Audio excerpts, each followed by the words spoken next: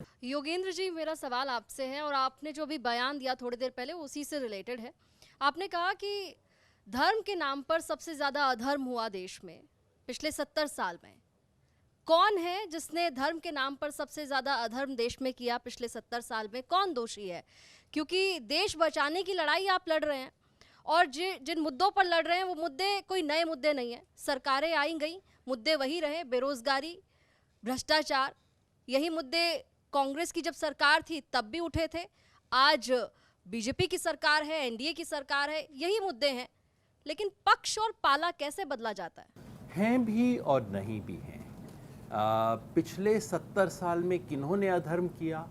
वो सब जो सत्ता में थे, जिसमें कांग्रेस पार्टी भी थी, जिसमें तमाम दूसरी पार्टियां थी।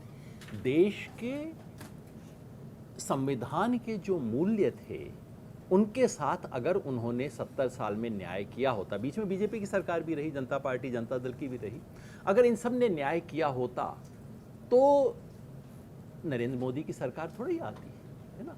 तो निश्चित ही देश के जो संवैधानिक मूल्य थे उनके साथ न्याय नहीं हुआ, निश्चित ही भ्रष्टाचार हुआ, निश्चित ही जनता की आकांक्षाओं को पूरा नहीं किया गया। इसको मैं अधर्म बोलता हूं कि आप कहते तो हाँ जी सब बहुत अच्छी चीजें हैं लेकिन चुपचाप से कुछ और करते हो। लेकिन आपने कहा वही सब मुद्दे आज हैं, यहां मेरी आपसे थोड़ी सी असहमति है। वो सब मुद्दे हैं, भ्रष्टाचार है, कितना भयानक है। आप ही तो देखिए ना, आपने जरूर रिपोर्ट किया होगा एक हफ्ता पहले सीएजी ने क्या क्या रिपोर्ट निकाले हैं। भाई भतीजावाद, नाम तो कांग्रेस का लेते हैं, बीजेपी भरी हुई है इन भाई भतीजों से, तो बिल्कुल वो मुद्दे हैं, आप बिल्कुल ठीक कह रही हैं। लेकिन आज एक नया मुद्दा है जो बाकी पुरानी चुनौतियों से बड़ा है और भिन्न है, और वो ये है, आज संवैधानिक सत्ता पे बैठे हुए लोग सिर्फ और सिर्फ चुनाव जीतने की नीयत से देश में आग लगा रहे हैं। आज इस देश के लोकतांत्रिक तरीके से जीत के सत्ता में आए हुए लोग आंख में आंख डाल के बोल रहे हैं कि इस देश का संविधान बदलना पड़ेगा। आज लोग बोल रहे हैं कि ये देश के जिन मूल्यों के साथ देश की आज़ादी का आंदोलन, संविधान तो फिर भी छोटी चीज़ है, संविधान क्या है इस देश का? संविधान इस देश के आज़ादी के आंदोलन से निकले हुए मूल्यों का एक कपड़ा छान निचोड़ है। और इस देश का आज़ादी का आंदोलन क्या है? 5000 साल की हमारी सभ्यता के जो मूल्य हैं उसको आधुनिक संदर्भ में परिभाषित करने की कोशिश है।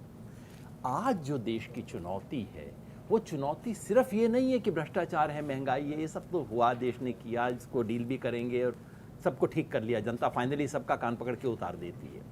आज जो चुनौती है वो ये कि आज घर में आग लगाई जा रही है। आज जो चुनौती है वो ये कि 5000 साल से ये सभ्यता जिस आधार पे जी है उसको ख़त्म करने की कोशिश की जा रही है। आज जो चुनौती है वो ये कि इस देश के स्वधर्म को खुल के धता बताया जा रहा है। इसलिए आज की चुनौती पहले से भिन्न है, बड़ी है।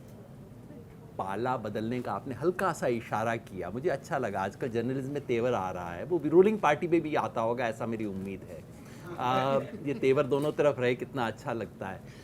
पाला बदलना वो होता है जहाँ एक तरफ गुड़ दिखे तब आप पाला ले लें, दूसरी तरफ गुड़ दिखे तब ले लें। जो एक तरफ लाठी खाए और फिर दूसरी तरफ आके लाठी खाए, उसके लिए आपको नया शब्द ढूंढिएगा।